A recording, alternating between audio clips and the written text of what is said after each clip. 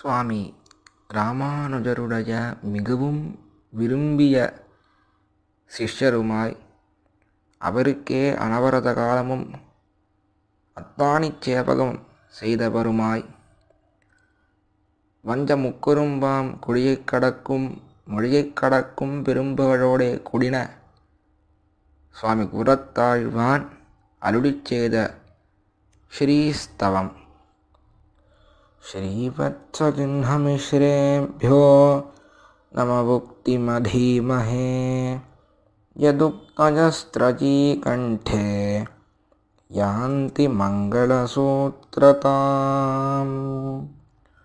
स्वस्ति श्रीहृदिशतातशेषजगतां सर्गोपसर्गस्थितिः स्वर्गं दुर्गतिमापवर्गिकपदं सर्वं च कुर्वन् हरिः. यस्याभीक्षमुखं तदिङ्गितपराधीनो विधत्तेऽखिलं क्रीडेयं खलु नान्यथास्य रसदा स्यादेकरस्यात्तया. हे श्रीदेवी समस्तलोकजननीं त्वां स्तोतुमीहामहे.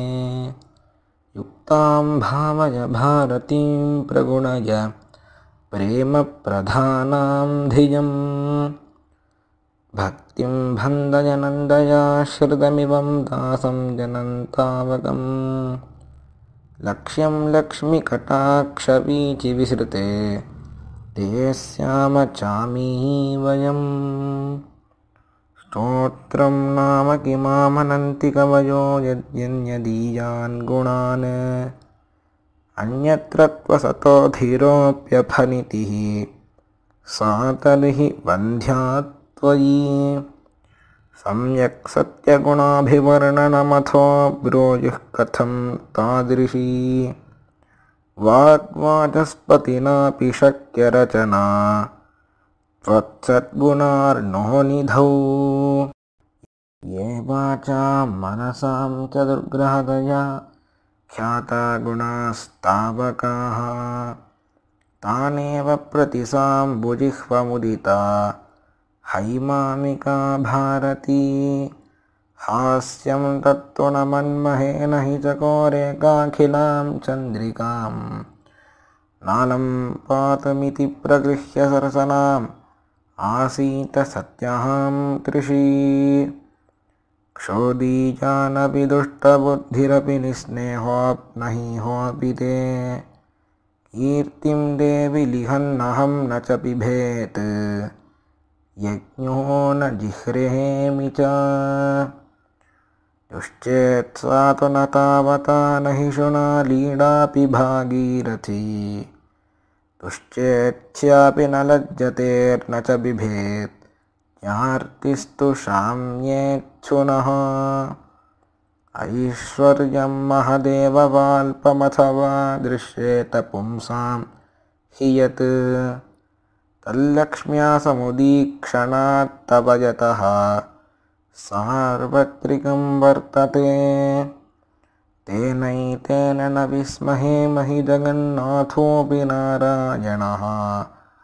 धन्यं मन्यत ईक्षणात्तव यतः स्वात्मानमात्मेश्वरः. ऐश्वर्यं यदशेषपुंसि यदिदं सौन्दर्यलावण्ययोः. रूपं यच्च हि मङ्गलं किमपि यल्लोके सदित्युच्यते. तत्सर्वं त्वदधीनमेव यदतः श्रीरित्यभेदेन वा. यद्वः श्रीमतिदीदृशेन वचसा देवी प्रथमश्नुते.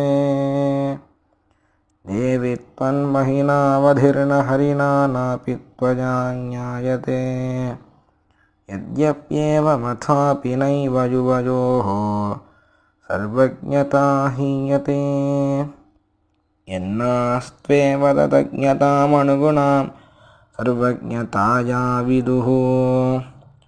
व्योमां भोजमिदन्तयाखिलविदन् भ्रान्तोऽयमित्युच्यते. लोके वनस्पतिबृहस्पतितारतम्यं यस्याः प्रसादपरिणाममुदाहरन्ति सा भारती भगवती तु यदीयदासे तां देवदेवतीं श्रियमाश्रयामः।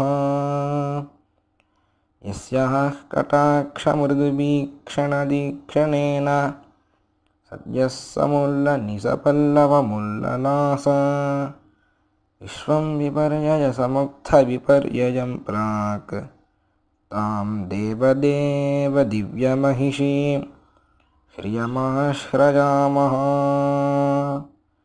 यस्याः कटाक्षवीक्षाक्षणलक्ष्यं लक्षिता महेशा स्युः श्रीरङ्गराजमहिषी सा मामपि वीक्षतां लक्ष्मीः।